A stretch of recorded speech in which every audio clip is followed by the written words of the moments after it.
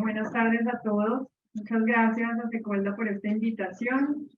Muchas gracias al comité organizador por proponer este panel. Creo que uno de los temas que a mí siempre me ha llamado la atención de la propiedad intelectual es que si bien tiene unos linderos muy definidos, siempre nos está lanzando a otras áreas jurídicas, a otras áreas no jurídicas. Y en ese sentido, el panel que quiere analizar la frontera entre el derecho de autor y entre la propiedad industrial, la competencia y el consumidor resulta pues bastante interesante, creo. Ya lo ha sido en nuestras discusiones previas de este panel con quienes estamos aquí en la mesa y ojalá lo sea también para ustedes. En ese sentido, quisiera presentar a los panelistas. La doctora Mónica Ramírez, abogada de la Universidad Externado de Colombia, con especialización en Derecho Comercial de la misma universidad y maestría en Propiedad Intelectual de la Universidad Carlos III de Madrid. Ha sido docente e investigadora de la Facultad de Derecho de la Universidad Externado de Colombia por casi 20 años, labor que ha realizado de manera paralela al ejercicio de la profesión en oficinas de abogados y posteriormente como abogada de empresa. Fue gerente legal de la empresa Supercable Telecomunicaciones y se desempeñó como abogada de la gerencia de contratos, procesos y propiedad intelectual en Bavaria S.A. Fue superintendente delegada para la protección al consumidor de la Superintendencia de Industria y Comercio y posteriormente desempeñó el cargo de superintendente delegada de propiedad industrial en la misma entidad. Actualmente es la directora ejecutiva de Autocontrol Colombia, la Comisión de Autorregulación Publicitaria en nuestro país. El doctor Emilio García, abogado con especialización en Derecho Financiero de la Universidad Externado de Colombia, magíster en Derecho de la Empresa de la Universidad Pompeu Fabra, se ha desempeñado como director jurídico del Ministerio de Agricultura, miembro del equipo negociador del Tratado de Libre Comercio de Colombia con Estados Unidos en la Mesa de Propiedad Intelectual y Derecho de la Competencia, asesor del gobierno en la negociación del TLC con la Unión Europea, 29 años de ejercicio profesional, y como profesor titular de las cátedras de Propiedad Intelectual e Innovación, Derecho de la Competencia, Protección al Consumidor y Contratación Internacional a nivel de pregrado, posgrado y maestría en diversas universidades, Externado, Sergio Arboleda, Politécnico. Investigador asociado en el escalafón de MinCiencias, director de la especialización en Derecho de la Competencia y Protección al Consumidor de la Universidad Sergio Arboleda, autor de varios artículos especializados y capítulos de libros, director del Comité de Competencia Desleal y Propiedad Intelectual de la ACDC, miembro de ACPI, Secolda e ICODECO, árbitro del Centro de Arbitraje y Conciliación de la Cámara de Comercio de Bogotá y director y socio fundador de la firma EGR Abogados. El doctor José Luis Reyes Villamizar, abogado de la Universidad Javeriana, máster en Administración y Negocios Internacionales de la George Washington University, en Washington como becario Fulbright, ha sido asesor del despacho del Superintendente de Industria y Comercio y Superintendente Delegado para la Propiedad Industrial encargado en la Superintendencia de Industria y Comercio, así como asesor en los despachos de los ministros de Justicia y Comercio Exterior. Profesor de Contratación Internacional, Contratos de Transferencia de Tecnología, Propiedad Intelectual, Negociación y Derecho Comercial Internacional en las Universidades del Rosario, Javeriana, Sergio Arboleda y AFI. Ha sido árbitro de la Cámara de Comercio de Bogotá y de la Dirección Nacional de Derecho de Autor, así como árbitro de la Lista Internacional de la Cámara de Comercio de Cali. Su actividad litigiosa ha estado orientada hacia las controversias contractuales, así como a las relacionadas con la propiedad industrial y la competencia desleal principalmente. En la actualidad es socio de Reyes y Reyes Abogados SAS. Bueno, pues con estos tres expertos queremos dar inicio a nuestro panel planteándoles en un primer instante, tal vez es cómo conciben ustedes tres doctores el punto de encuentro entre los bloques normativos que nos presenta el derecho de autor por una parte y por otra el derecho de la competencia, el derecho del consumidor y la propiedad industrial. Entonces, el doctor Emilio García, ¿quiere por favor iniciar?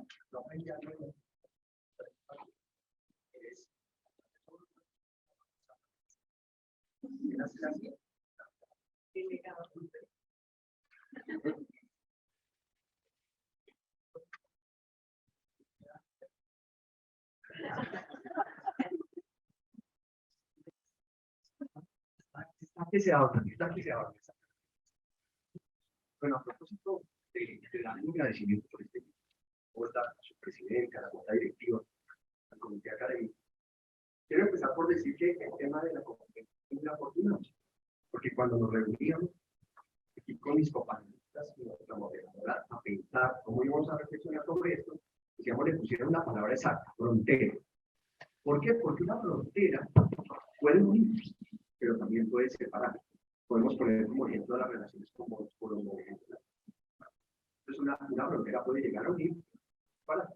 Y en ese contexto, me tomé como la tarea de hacer en el que les pongo de presente, pues, cómo yo veo esa relación, cómo abordar el estudio de la relación entre las disciplinas que nos corresponde hoy. Un segundo, tengo una gripa.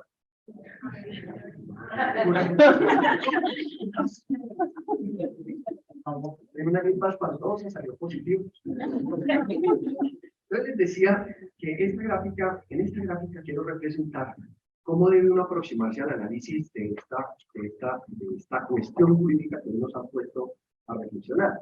Y lo he hecho a propósito de este entendimiento. Teniendo en cuenta que había una frontera, estaban las dos disciplinas una al lado del otro, pues la relación más obvia entre dos disciplinas es la relación ex ante y ad intra. Es decir, cuando las normas jurídicas pues tienen ese puente entre la frontera, en función de revisiones legales expresas, y esa es una relación evidente que hoy pues no queremos procurar porque sería pues hacerles unas concordancias normativas y como una disciplina sin frontera.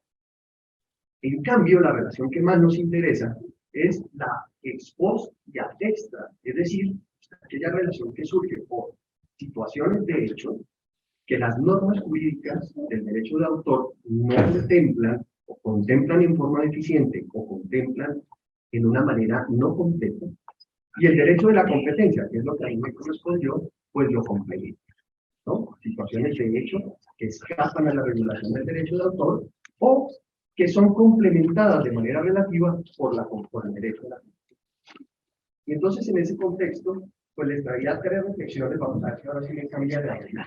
Ya no sé cómo hacer. La actividad tiene un pacto con esta manera. Bien. Entonces, las reflexiones son las siguientes. Los derechos de autor, los derechos de propiedad intelectual en general, otorgan unos derechos absolutos, pues somos obviamente en función del marco normativo y de las normas que establecen hacia dónde lo protegen. La competencia y el derecho de la competencia en general no establece ni protege derechos absolutos, porque depende de las circunstancias de hecho, pues cómo otorga protección a supuestos que pueden llegar a complementar esa protección. Pues varios de los ilícitos relativos a la deslealtad tienen lugar mediante el uso de bienes inmateriales protegidos por la propiedad intelectual en general. Y en ese sentido, actos de utilización de esos bienes inmateriales que no están expresamente regulados por el derecho de autor en este caso, pues han encontrado recibo en la disciplina de la competencia. Entonces vamos a suscitar algunos ejemplos. Por cuestiones de tiempo no les puedo dar toda la explicación referente a esta materia, en función de que pues a veces tenemos mucho. Hoy voy a hacer pues, qué bueno, uy, pero ¿por qué el tuyo corre más rápido que el mío? Bueno, entonces les traigo algunos ejemplos de esa relación complementaria. Ya vimos los enfoques. Y la relación surge desde 2 áreas. El derecho de la competencia tiene las áreas diferenciadas de competencia legal y práctica restrictiva. En la primera, yo considero que el resumen de la relación es relación de complementariedad relativa. Y desde la perspectiva de las prácticas restrictivas, yo creo que ahí se da una segunda parte de la exposición, en la cual me voy a referir a los desencuentros entre las disciplinas del derecho de autor y el derecho de la competencia. Entonces, la primera aproximación es esta, es que la ley de competencia desleal en su artículo 1 dijo que se aplicaba sin perjuicio de otras formas de protección. Quiere decir eso, esas 7 primeras palabras muy importantes de la ley 256, que sin perjuicio de que un supuesto de hecho reciba una consecuencia jurídica a raíz de otra norma jurídica, el derecho de autor, el derecho penal, el derecho de la competencia puede activarse para corregir ese mismo supuesto a través de la ley de competencia desleal. Y eso es lo que hace que la frontera tenga un puente. Y este es el puente. El interjuicio de otras formas de protección, la presente ley tiene por objeto garantizar la libre y leal competencia económica, pues en beneficio de todos los que participan en ella. Bien. Entonces, esa primera aproximación nos hace ver cómo en muchas jurisdicciones ha habido una protección concurrente del derecho de autor y del derecho de la competencia. Traigo dos supuestos, dos casos, con una cierta inclinación, como ustedes saben, en Barcelona, al derecho español, pero además por una razón de que nuestra ley 256 pues fue inspirada, por no decir copiada, de la ley española, de la primera ley de la competencia. Entonces, me sirven mucho los supuestos porque han sido fallos que les traigo de presente allí, en donde fallados por audiencias provinciales tanto de Madrid como de Barcelona, se ha encontrado que la infracción de derechos de autor origina también, en forma concurrente, la violación de normas de derecho de la competencia. Les traigo el caso de Eni Odeon y Web Listen, que reproducía y ponía a disposición del público a través de la página web grabaciones musicales, y se consideró que además de la infracción al derecho de autor, había infracción a imitación o por imitación desleal, por aprovechamiento de la reputación ajena. Y en el caso de Walt Disney contra Prokofiev, se consideró, miren, otras conductas muy diferentes, como la confusión y la violación al principio de la buena fe comercial, que están todas las normas de competencia. Bien, ¿cómo hace que no lo tengo mapeado? Entonces, este es el principio de complementariedad relativa. Les traigo un caso, el del derecho a la imagen que aquí se ha mencionado por ti, en el contexto de que muchas violaciones al derecho a la imagen en Colombia, cuando el uso de la imagen se hace con fines comerciales, asimismo como lo prevé unos artículos de la ley 23 del 82, pues han encontrado buen recibo en las acciones de competencia desleal, y estos son casos incluso debatidos en Colombia, a propósito de Juan Pablo Montoya, de Patricia López, etc. Bien. Ahora bien, miren que esto tiene una relación directa con la ley 23 y esos dos artículos que les cito aquí, el artículo 36 y el artículo 87, que prevenían la utilización de la imagen con fines comerciales y la posibilidad de que una persona hiciera cesar el uso de esa imagen comercial a ese proyecto. Bien. Y entonces, muchos supuestos de normas del derecho de autor que también se quedan en forma limitada a proteger ciertos derechos derivados, si se quiere no usar la palabra condición, pero derivados de esa relación de las personas con las obras o de algunos elementos de las obras que no son protegidos por el derecho de autor, sí han encontrado recibo en acciones de competencia desleal. Por ejemplo, el nombre de dos famosos, el nombre de personas, los títulos de las obras, etcétera, etcétera. Entonces, siempre que tengan una causa asociada a estas limitaciones que el derecho de autor nos plantea, pues la competencia desleal es un instrumento que ha demostrado su efectividad para proteger circunstancias como las que pongo de presente. Y basta que ustedes se vean el artículo 7 de la ley 23 del 82, el artículo que tiene una justificación histórica, y era que los nombres de las revistas, de los programas de televisión, etcétera, los protegidos. Se reconocían y se depositaban por allá en el llamado Ministerio de Gobierno y no se protegían. Entonces, en ese contexto, pues la competencia desleal resulta complementaria a la protección de esos nombres que son, al final del día, identificadores empresariales. Y la competencia desleal, en los actos de confusión, imitación, etcétera, pues es precisamente un instrumento de protección. Esos signos de identificación empresarial que no protege el derecho de autor y la ley de título.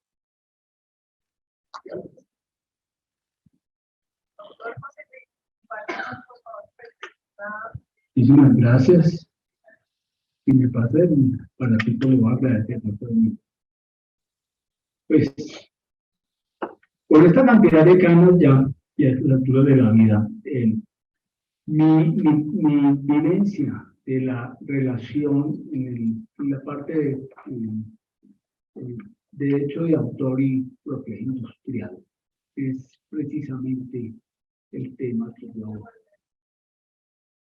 falta aprender.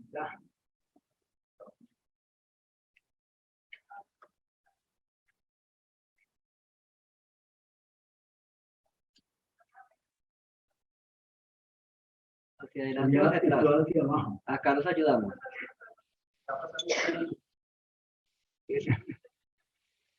¿Cuál quiere? Sí. Hacia adelante o Julián, hacia ¿dónde atrás. anda? ¿S o S? Ok.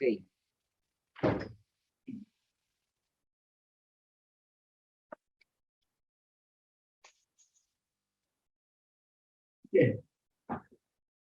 Yo creo que esta experiencia de tantos años manejando estos asuntos, de alguna manera me lleva a hacer un planteamiento muy sencillo. La propiedad industrial y el derecho de autor como elementos de protección de las ideas y de las creaciones útiles para el comercio, para la industria o para el desarrollo de la cultura, de alguna manera, a pesar de sus diferencias en su concepción, en su objeto, en su tipificación, en sus modos de adquisición, de alguna manera están inspiradas en los mismos criterios que estudiamos hace muchísimos años, cuando comenzamos a trabajar en estos asuntos de propiedad intelectual. Y básicamente es el alcance del jus prohibendi y las limitaciones y restricciones que tienen sobre los derechos. Fíjense, hace unos minutos unas maravillosas exposiciones sobre las tendencias últimas y más recientes en materia de NFTs, en materia de videojuegos. Y finalmente uno revisa y vuelve a mirar los fundamentos de la propiedad intelectual y las bases de la ley 23 y de la decisión 486, pero incluso mirando la decisión 344, la decisión 85, la filosofía y la orientación que de alguna manera ha inspirado estos derechos hace muchísimo tiempo, a pesar de todas estas evoluciones, sigue siendo la misma. No solo los derechos y el alcance de los derechos, sino esas limitaciones. Adelante, por favor. Entonces, fíjense ustedes, aquí vamos a tener siempre derechos patrimoniales, derechos morales, probablemente en materia de propiedad industrial, la experiencia muestra que el derecho moral, por ejemplo, de inventores, tiene una restricción, está consagrada en el artículo 24 de la decisión 486, la protección es solamente en relación con el derecho de paternidad. Probablemente los otros cuatro elementos de protección del derecho moral no aplican para el inventor, pero de alguna manera hay derechos patrimoniales y derechos morales. Y de la misma manera, aún de la ley 1915 de 2018 y las reformas que hace en la ley 23 de 1982, las prohibiciones también son más o menos del mismo alcance en las dos legislaciones, independientemente de que estemos hablando de introducciones implementadas por computador, de videojuegos, de NFT. Y es muy importante volver, perdónenme, la insistencia a lo básico, a la idea de la creación tanto autoral como tecnológica, como una creación humana protegible por las dos vías que hace muchísimo tiempo tienen protección tanto en Colombia como en el mundo. Hablo de la Convención de París de 1883 y sus desarrollos, y de la Convención de Berna y todo lo que ha inspirado hacia estos últimos años. Las prohibiciones, en el fondo, con las restricciones que pudiéramos pensar, incluyen la importación, la reproducción, la puesta a disposición, probablemente en materia de patentes, el tema de publicación como restricción, pues evidentemente no existe, porque un elemento fundamental de la protección patentaria, la publicación de la solicitud de patente, el ingreso de esa solicitud al estado de la técnica, y en ese orden de ideas, pues, por supuesto, habría una excepción, pero la regla básica es que derecho de autor y propiedad industrial se siguen encontrando y se encuentran en función de los mismos principios tutelares que han inspirado la protección en ambos especies de protección. Aun cuando las invenciones, fíjense por ejemplo este punto, permiten las mejoras por terceros, es decir, la innovación podría terminar generando una nueva patente, una patente de modelo de utilidad. Sin embargo, ocurre exactamente lo mismo que pasa con el derecho de autor. La creación no va a poder ser explotada si no existe una autorización del titular inicial de la primera creación, y en ese orden de ideas, salvo que se genere algo que nunca ha ocurrido en Colombia, que es una licencia obligatoria por dependencia de patentes, finalmente en el evento de mejoras o de innovaciones que tendrían un régimen similar al de las obras derivadas, finalmente la falta de autorización del titular original va a impedir que ese desarrollo tecnológico, esa nueva creación, pueda tener realmente utilización. Entonces, ustedes que un poco el punto aquí es el regreso a los elementos básicos de la protección de ambos tipos de derechos. En ambos casos también hay usos permitidos. La ley 1915 desarrolló usos adicionales, por ejemplo, el tema de las parodias, que ya aquí ha sido mencionado, fue mencionado recientemente, y curiosamente se mantiene el régimen de licencias obligatorias tanto en la ley 23 de 1982 como en la decisión 486. Probablemente no ha habido desarrollos significativos en estas materias, pero el punto esencial aquí es que independientemente de los niveles de desarrollo del derecho de autor y de la propiedad industrial, los principios tutelares de los que hemos venido hablando son también o siguen estando presentes en ambas disciplinas, al igual que en el régimen de agotamiento de los derechos. Sigamos, por favor. Yo creo que pasamos a la siguiente. En materia de licencias obligatorias, decía yo, la ley 23 de 1972, los artículos 45 a 71, a pesar de ciertas modificaciones que hubo hace unos años, mantienen su vigencia. Probablemente normas muertas, pero de alguna manera se complementan con las licencias, con las 4 modalidades de licencias obligatorias que establece la decisión 476. Las obras huérfanas de alguna manera también suponen una restricción significativa en el ejercicio de las facultades en materia de derechos de autor. Por favor, la siguiente.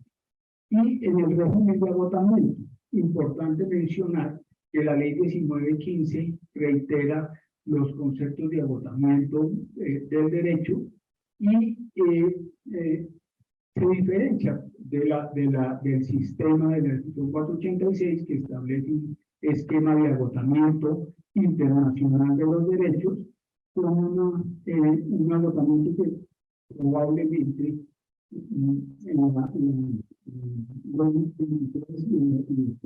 ley 1915 es un agotamiento internacional en la medida en que el titular del derecho de autor y de los derechos patrimoniales, en su caso, puede prohibir la importación sin ningún tipo de restricciones. Esto a diferencia, por ejemplo, de lo que ocurre en la decisión 486 en materia de marcas, de patentes y en general de cualquier tipo de derecho protegido por la decisión, en el sentido de que el ingreso del producto o del servicio patentado, el procedimiento en el mercado relevante, independientemente del lugar donde ocurra, agota el derecho. En el caso de la ley 1915, ese agotamiento ocurre en mi criterio en el ámbito nacional, pero con una situación que diferencia marginalmente el sistema de agotamiento respecto de la propiedad industrial, y es que ese agotamiento no es aplicable para circunstancias o situaciones de alquiler o de préstamo, pero como regla general, la introducción al comercio, la primera introducción del producto patentado o de la creación autoral al mercado agota el derecho. Yo creo que, como ustedes se dan cuenta, pues estamos en regímenes que, independientemente de esas evoluciones interesantísimas que nos han planteado aquí, mantienen esa orientación fundamental. Yo creo que con esto damos el primer.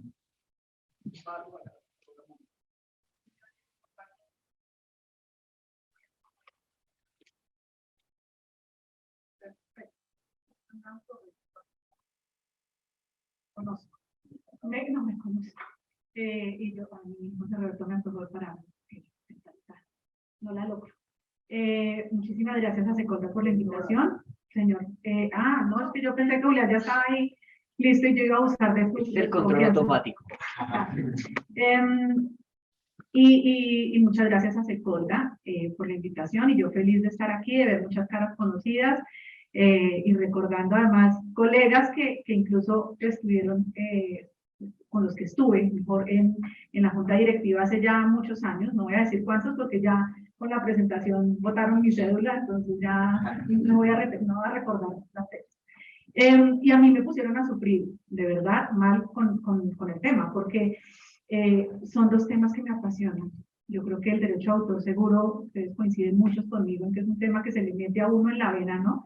Y lo hace pelear con amigos y con familias, y no hay tertulia donde uno no termine evangelizando, ¿no? El tema de la piratería, el tema de, bueno, entonces, usos digitales. Entonces ese tema siempre lo lleva uno como metido en el corazón, y con la protección del consumidor me pasa lo mismo, porque digamos que yo tuve mucho tiempo el rol de ser como el garante, ¿no? Y de propender por esa protección del consumidor en tantos entornos.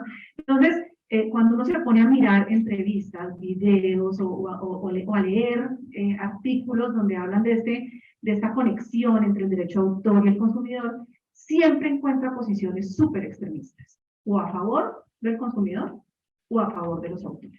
Y es difícil encontrar un balance, es dificilísimo. Y yo estoy intentando hacerlo. Vamos a reflexionar en esta parte de los encuentros de las dos disciplinas sobre dos temas. No propongo hacer reflexiones súper elaboradas, que todas aquí somos expertos en este tema, pero sí quiero plantear dos cosas que creo que son importantes en esta materia. Y voy a empezar haciendo una reflexión sobre el alcance de lo que debemos tener en cuenta aquí cuando hablamos de consumidor y autor. Efectivamente, y seguro cuando hablaron de las excepciones y limitaciones, que lo hicieron seguro con mucha suficiencia grandes expertos hace un par de horas, hablaron de esa necesidad de tener un régimen de excepciones y limitaciones, y de qué justifica tener excepciones y limitaciones, ¿cierto? Lograr ese balance en el enfrentamiento de dos tipos de derechos. Los titulares legítimos, los de propiedad intelectual, tienen unos intereses, una justificación para querer tener su exclusividad y controlar el acceso y el uso a sus obras, pero también es entendible que la sociedad, el interés general, digamos, tiene un interés en acceder a las obras o en usar las obras bajo ciertos, digamos, aspectos de su interés. Entonces, es claro que sí existe esa tensión entre derechos de autor, acceso a la cultura, libertad de expresión, pero para eso se menciona el régimen de excepciones y limitaciones. Entonces, por eso yo no me voy a quedar ahí, porque ya hablaron de eso, uno. Y dos, porque, sigamos, Julián, por fin, porque esos derechos que se pretenden proteger a través del régimen de excepciones y limitaciones son derechos de todos, no solo de los que están calificados como consumidor. ¿Me explico? Entonces son derechos que tienen todas las personas, independientemente de que su rol no sea el rol del consumidor o no se identifiquen con la noción legal de consumidor. Entonces por eso yo no me voy a quedar ahí. No, la discusión no es el tema del acceso a la cultura o la libertad de educación. Sigamos. Entonces, pensemos más bien en quién es consumidor para empezar a definir cuáles son los temas donde se enfrentan y donde se encuentran esas protecciones. Consumidor, de acuerdo con nuestro Estatuto de Consumidor, con la Ley 1480 del 2011, es una persona natural o jurídica que adquiera, disfruta o utiliza un producto cualquiera que sea su naturaleza. ¿Para qué? Para satisfacer una necesidad propia, privada, familiar, doméstica, empresarial. Esa es la noción de consumidor.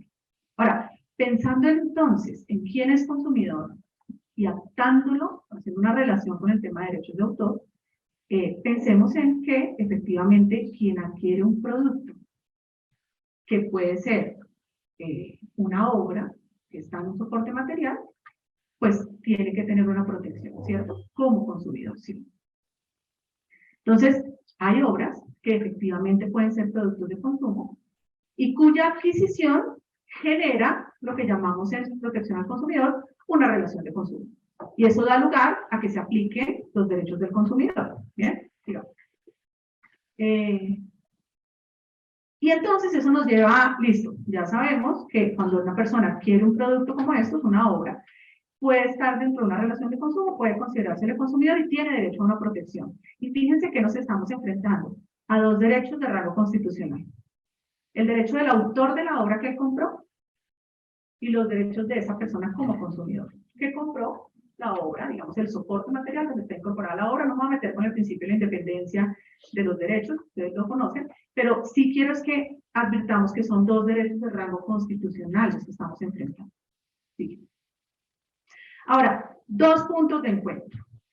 Uno, la infracción a derechos de autor sobre una obra puede generar también afectación a los derechos de los consumidores. Y quiero que pensemos en los actos de piratería. Entonces aquí, primera reflexión.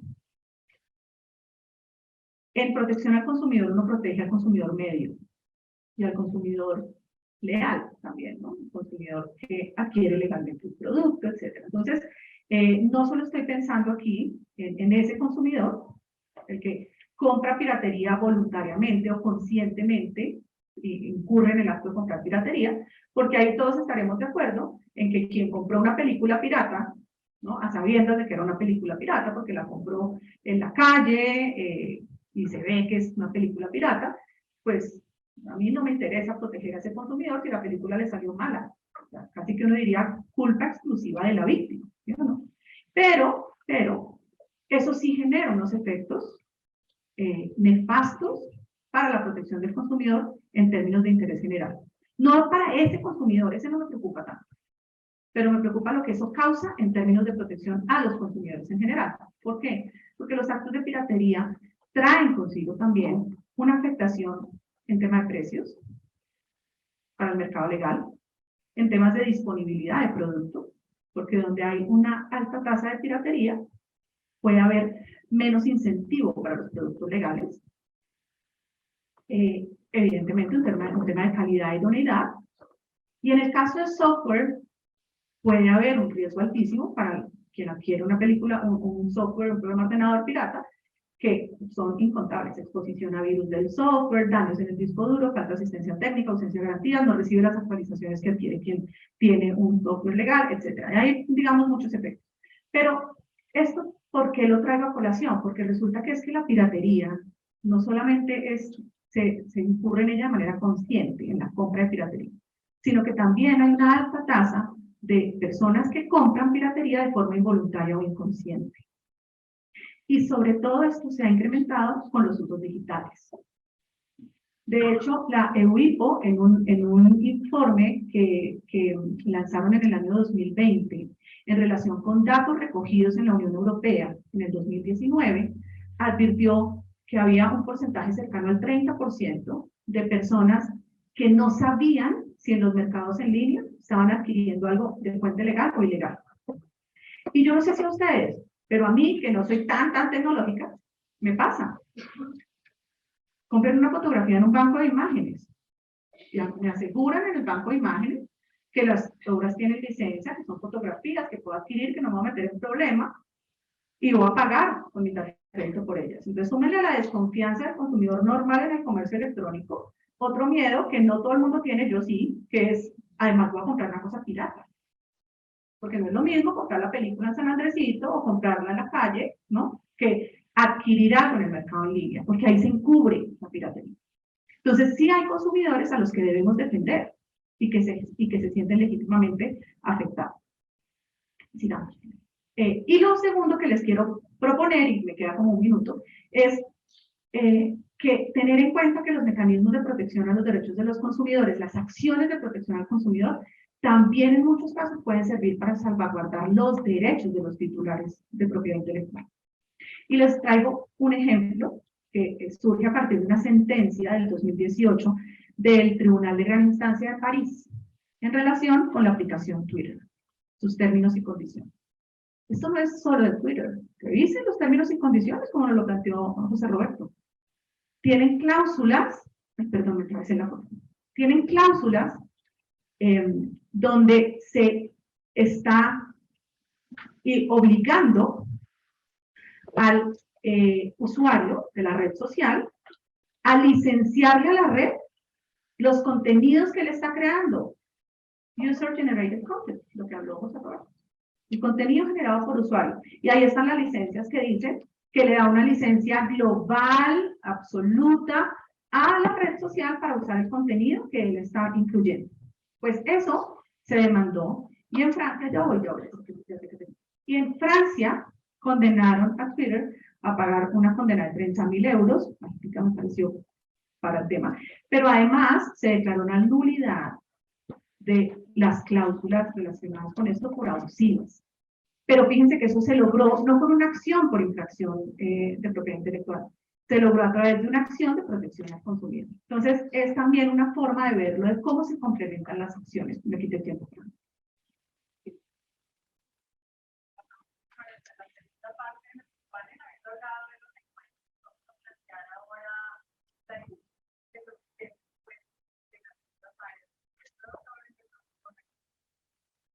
Listo. Decía que a los abogados de propiedad intelectual que nos meten por las venas el derecho a autor. A propósito de eso, nos recordaba una frase de derechos de propiedad. Decían, los abogados de propiedad intelectual nos apartan el derecho a autor, pero vivimos de la propiedad industrial. Bueno, dicho eso, hoy estoy aquí. Que la gente me quiere más, las pastas de la gente. Bien, en esta relación vimos cómo la competencia del legal tiene una complementación relativa de la propiedad intelectual en general y en forma específica del derecho de autor. Bien. Ahora, el desencuentro en la frontera, ya la frontera no une, sino separa, de la sierra, por decisión del señor Chávez, es de pronto la disciplina de la libre competencia económica. ¿Por qué? Por la filosofía misma que estructura la propiedad intelectual. Yo siempre les explico a mis alumnos que la propiedad intelectual lo miren como un templo viviente. Está soportado en dos columnas jónicas. Una es la columna del incentivo. La propiedad intelectual se justifica pues, porque genera incentivos a los titulares, creadores, autores y bien. Pero el otro pilar sobre el que sustenta la propiedad intelectual es precisamente el beneficio social, en el cual o por el cual se justifican las excepciones y limitaciones a los derechos. Esas limitaciones y excepciones contenidas en las normas, pues es la relación primera que les mencionaba, ex ante y ante. Esta tampoco nos importa. La que nos importa es el derecho de la competencia, limitando el ejercicio de los derechos cuando el titular abusa de los mismos y la herramienta de corrección es el derecho de la competencia. En este sentido, por ejemplo, la relación es que esto cambia con solo comando, ¿no? Bien. Es que Julián. Acá cambia, sí. Uy, qué mal. Facilísimo. Bien. Entonces, en este contexto, miren cómo los 53 de 1992 señalan en el artículo 47 un principio en virtud del cual son prohibidos los acuerdos que tengan por objeto como efecto la limitación de desarrollos tecnológicos. Y si yo limito un desarrollo tecnológico, el derecho de la competencia se activa. Por contra, es decir, no se entiende restrictivo los acuerdos que tengan por objeto la cooperación en tecnología. Perfecto. Ahí existe una primera relación importante en la que el derecho de las prácticas restrictivas de la libre competencia tiene una relación con esta disciplina del derecho. ¿Vale? Bien. En el contexto casuístico, yo apelo a dos cosas que podrían decir, ¿dónde está trasnochado? Este tipo todavía hablando de Microsoft, de los casos de Microsoft. en donde el Tribunal Europeo limitó prácticas restrictivas a la libre competencia con Microsoft, pero lo hice a propósito. Y a propósito de una relación que ahora quiero suscitar, porque cambié un poco la exposición a propósito de la conferencia sobre sociedades de gestión colectiva. Y van a ver a qué punto quiero llegar. Pero básicamente en estos casos, digamos, la jurisdicción que más se ha caracterizado por limitar el abuso de los derechos de exclusiva surgidos a raíz de derechos de autor, pues ha sido la europea. Y en ese primer caso, un tema de interoperatividad fue el que llevó a limitar el derecho abusivo del ejercicio de propiedad intelectual surgido a propósito de que Microsoft tenía unos derechos de exclusiva sobre un sistema operativo. Y en el segundo caso, pues hacía ventas atadas, es decir, limitaba la posibilidad de adquirir un determinado sistema operativo si no tenías o era compatible con el sistema operativo Windows. Perfecto. En ese contexto, uno encuentra que la autoridad de competencia limita el ejercicio abusivo de los derechos de autor o de la propiedad intelectual en general. Y existen varias tipologías de prácticas restrictivas que tienen relación con esta materia. Les traigo algunas: los carteles por restricción a la innovación, los precios excesivos por licencias únicas, la adquisición unitaria de paquetes de licencias como condición para poder acceder al mercado, y las prácticas discriminatorias o boicot legal, por ejemplo, la negativa contra. Bien. Entonces, con base en todas estas reflexiones, pues uno puede ver cómo, incluso en el campo de la gestión colectiva, han habido investigaciones muy importantes limitando el poder que tiene esa sociedad de gestión colectiva de recaudar los derechos asociados al repertorio que gestiona. Y traigo el ejemplo característico que aquí se citó, que la CEGAE fue investigada por el cobro excesivo de tarifas en los conciertos. Obviamente la Comisión de Mercados español pues la sanciona por ese ejercicio abusivo de derechos a recaudar esa actividad. Pero les decía que había cambiado un poco la perspectiva de la intervención por la siguiente razón, porque Jorge Olarte planteó en el panel de sociedades de gestión colectiva un poco una pregunta que se refería a, bueno, ¿cómo afecta la obligatoriedad de exigir la gestión colectiva al derecho de la competencia? O en ese contexto planteó unos temas asociados a ello. Bien, pues a mí me surgieron unas reflexiones, pero no hubo tiempo para preguntas, entonces me voy a desquitar, dejándoles a ustedes una inquietud a propósito de esa reflexión, y es la siguiente. Sociedades como Saico y Asimpro tienen una especie de, entre comillas, de ventanilla única que se llama la OSA. Muchos gestores individuales se quejan de que no pueden acceder al mercado si no tienen acceso a esa ventanilla. Una ventanilla única que tiene mucha relación con lo que les acabo de decir. No estoy haciendo juicios, estoy haciendo elementos para una reflexión. La OSA, pues, tiene un valor inherente al mercado, que es la información de todos los usuarios de OSA. Celebran algunas pequeñas gestores individuales o colectivos, pues, contratos con la OSA para que a veces les recauden los derechos inherentes a la utilización de ciertas obras. Pero lo hacen a través de contratos. Contratos que a veces han sido terminados por OSA. Y aquellas personas se quejan diciendo, oiga, ¿por qué no me pueden hacer eso? Porque yo no tengo la forma de hacer mi gestión individual con mi gestión asociativa y no tengo esa información, ¿sí? Y si no tengo la capacidad de llegar a esos. Miren ustedes que los casos de Microsoft se fallaron básicamente sobre dos presupuestos. Uno es lo que se entiende en el derecho de la competencia como instalación esencial. Las correcciones al derecho de la competencia del abuso de posición de dominio empezaron con esta teoría muy anglosajona, en virtud de la cual cuando alguien manejaba una instalación esencial y no le daba acceso a los involucrados en el mercado para poder acceder a esa instalación esencial, que era una condición necesaria para poder actuar en el mercado, pues el derecho de la competencia como instrumento daba acceso a esa instalación esencial. Pensemos un ejemplo. Yo soy un generador de energía y hay unas personas que transmiten la energía, es decir, tienen las redes de transmisión. Si yo como generador de energía no tengo acceso a la red de transmisión, pues simplemente no tengo acceso al mercado. En ese contexto, los regímenes especiales de la competencia, por ejemplo en el sector eléctrico, hacen que los titulares de las redes tengan que darle acceso a cualquier generador de energía para que entre al mercado. Traslapado eso a la gestión colectiva, podría uno decir, oiga, es que vos es una instalación esencial y es una pared. No me viene mal. Es una pared. Ahora, ¿por qué también cito los casos de Microsoft?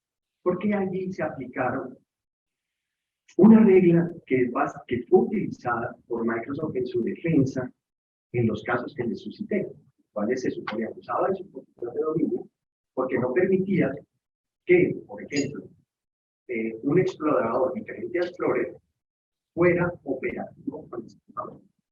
Entonces, el único que podía entrar al mercado era el explorador Explorer y el explorador porque está compatible con el sistema operativo, ¿vale? Puesto en esa consideración, Microsoft se defendió bajo una cosa que se llama la regla de las circunstancias excepcionales, que explicaría en este caso elementos de la reflexión a lo que propuse. Y son: el producto es indispensable para ejercer una actividad. La negativa excluye toda competencia en los mercados derivados. Entonces, el mercado principal es el recaudo, por ejemplo, de la ejecución pública de música. Eventualmente puede haber un mercado derivado y es que alguien administra un repertorio en particular. Y obstaculiza la entrada de otros competidores al mercado. Entonces me puse a reflexionar a propósito de la pregunta que nos hacía Jorge Duarte, o que les hacía a los panelistas Jorge Duarte, si en ese caso realmente tendremos que abrir nuevamente una discusión de la existencia de una ventanilla única como única posibilidad de que la gestión colectiva sea obligatoria y puede haber gestión individual en la asociativa. Entonces, por eso cambié mis posiciones, pero no haberme desviado. Pero creo que era un análisis relevante a propósito del derecho de la competencia.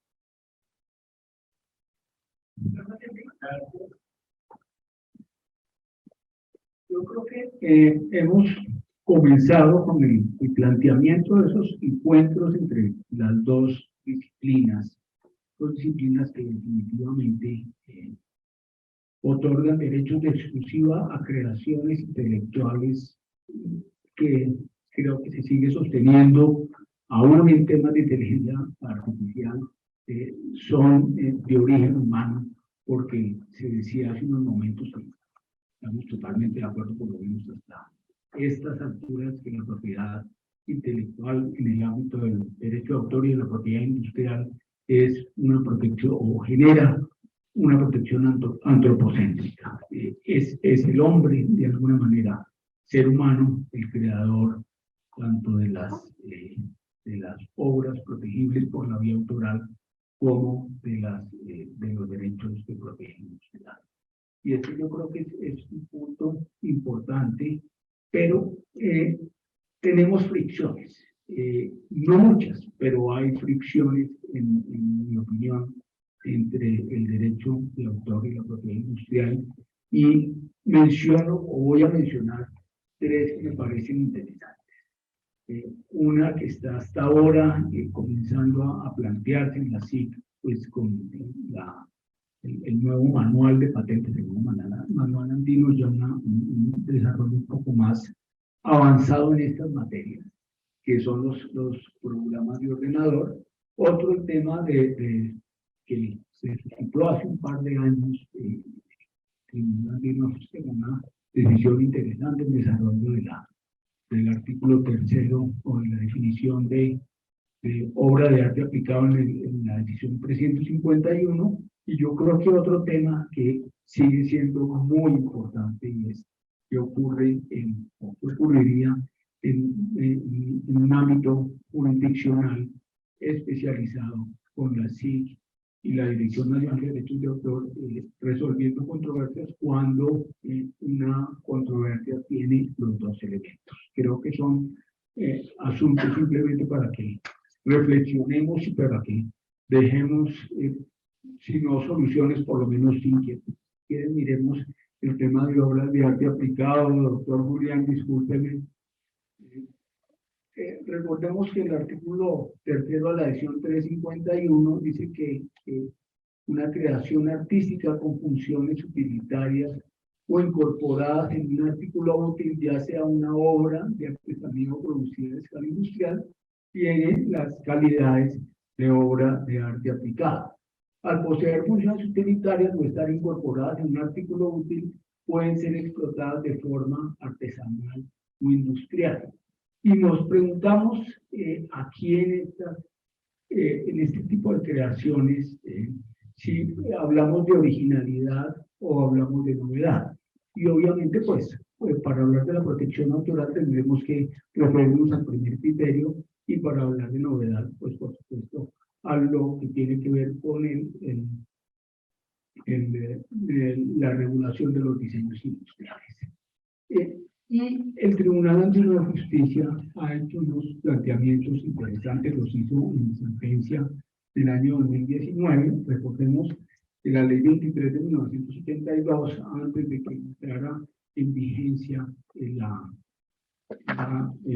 decisión 351 de 1993, fue clara al establecer o al imponer que las obras de arte aplicado necesariamente tenían que ser de carácter artístico y no podían compaginarse los dos elementos, el elemento del diseño industrial y del derecho de autor. Lo que ha dicho el Tribunal de Justicia es bien interesante en el año 2019, que no estoy mal, es que si la creación es original y es susceptible de ser divulgada, es decir, si es una creación autoral, ese podría llegar a ser una creación protegible por la vía del derecho de autor. Segundo, debe tratarse de una obra artística, y aquí es bien importante diferenciar la obra artística de la obra con valor artístico.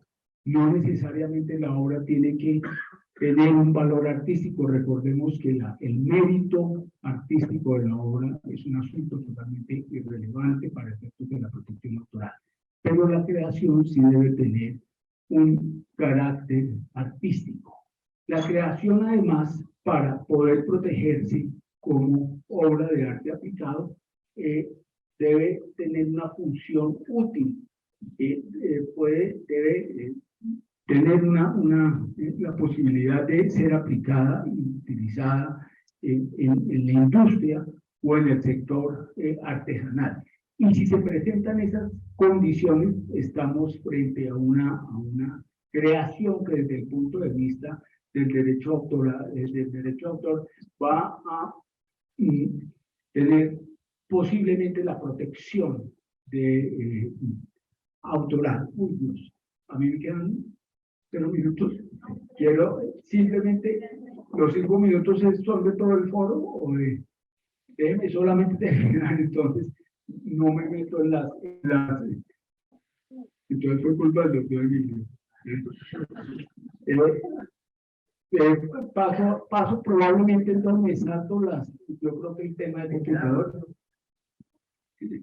Dame un segundito. Si quiere, doctor, pásenme el último slide. Sigamos. Uy, que era más. Bueno, yo quería plantear simplemente dejar la inquietud en relación con esa posibilidad de que exista una controversia, jurisdicción que tenga elementos autorales y elementos de propiedad industrial.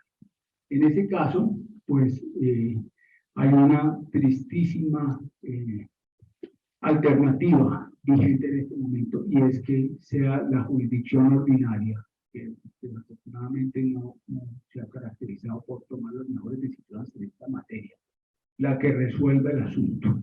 Y esto nos lleva probablemente a pensar, a abrir nuevamente una perspectiva y una posibilidad que creo que sigue siendo importante. Valdrá la pena tener una organización única, no necesariamente por absorción, tal vez por creación, que proteja la propiedad intelectual, teniendo en cuenta esa cantidad de elementos comunes que existen entre las dos disciplinas, uno, y dos, como estos órganos administrativos tienen funciones jurisdiccionales, ¿qué tanto vale la pena seguir esa dualidad de dos entidades que finalmente tienen una orientación o por lo menos protegen elementos creativos similares donde probablemente esa fusión pudiera generar una circunstancia de mayor protección y de mayor eficiencia? Con un punto final que quiero dejarles aquí de inquietud, y es la Superintendencia de Industria y Comercio tiene una especie de doble personalidad, y lo digo con todo respeto. Tiene un Dr. Jekyll, generalmente abierto, disponible, accesible a las citas, que es la Delegatura de Propiedad Industrial, y otra, las delegaturas que imponen sanciones, competencia, datos y protección al consumidor. Vale la pena tener un cuerpo verdaderamente especializado en esta materia. Pues esa era mi reflexión final. Pero yo era Jekyll. Y voy a pasear por el otro lado. Yo sí puedo hablar, ¿no? ¿Yo? Sí, 2 minuticos. 2 segundos, 2 segundos. Y ojalá fusión por absorción, no. De pronto una nueva, pero sí, pero fusión por absorción. Bueno, 2 cosas que quiero plantear sobre los desencuentros, esas posibles tensiones, les voy a dejar mencionadas. Una, el tema de medidas tecnológicas de protección. Pueden, con la reflexión, que se sigue haciendo a nivel mundial, o sea, esto no se acabó con Driving These Days, no, esto sigue, esta discusión.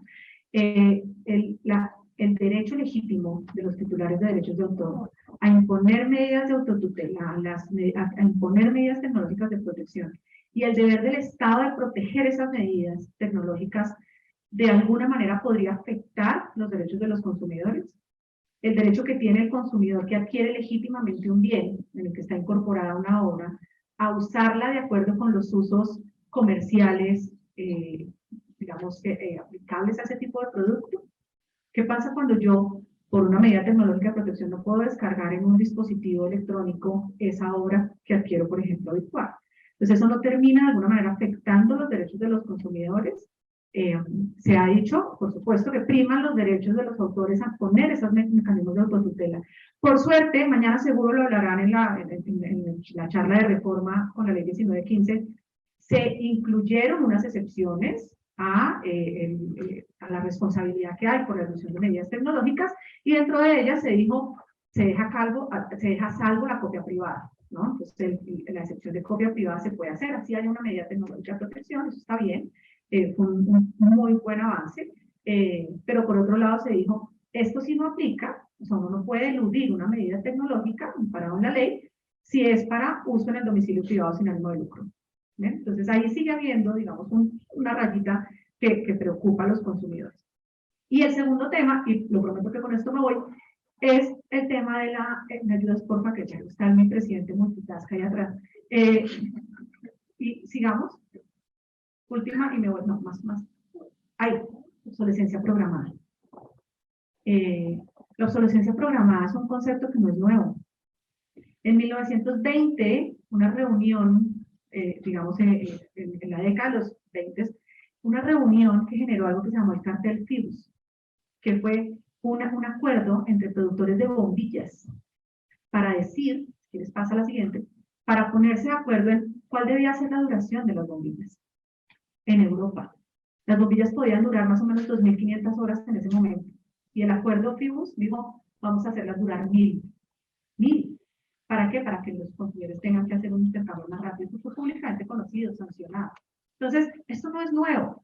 Esta bombilla, por ejemplo, no sé si la conocen, está en Virginia, Centennial Light. Es una bombilla que es de 1902 y no se ha apagado. Tiene cámara y han tenido que cambiar la cámara 3 veces, la puede uno ver en tiempo real. Está puesta en una estación de bomberos. 100 años, un bombillo. ¿Por qué? Porque los filamentos fueron hechos para durar. ¿No han oído a las mamás decir es que ya nada dura como antes? Pues es eso. El concepto de obsolescencia programada no es necesariamente malo. Desde un punto de vista macroeconómico, además, es súper útil para generar innovación, darle gusto a los consumidores, etcétera. Pero tiene un problema, digamos. Y es que ese derecho del titular de derechos sobre un software a decidir lo que va a pasar con ese programa de ordenador, que puede estar incorporado en un producto, puede terminar afectando el derecho a recibir información del usuario cuando no se le ha aclarado que el producto va a durar menos de lo que él consideraría una vida útil normal. Y el otro tema es la afectación al derecho del consumidor a recibir productos de calidad, que tengan una calidad, digamos, acorde a la naturaleza del producto. Esos dos derechos son los que pueden verse vulnerados.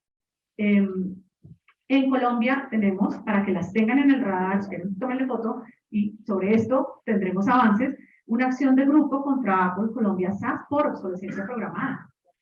Y tenemos un proyecto de ley que va para segundo debate sobre obsolescencia programada, en relación con el deber de informarle adecuadamente al consumidor para no sorprenderlo sobre ese tema.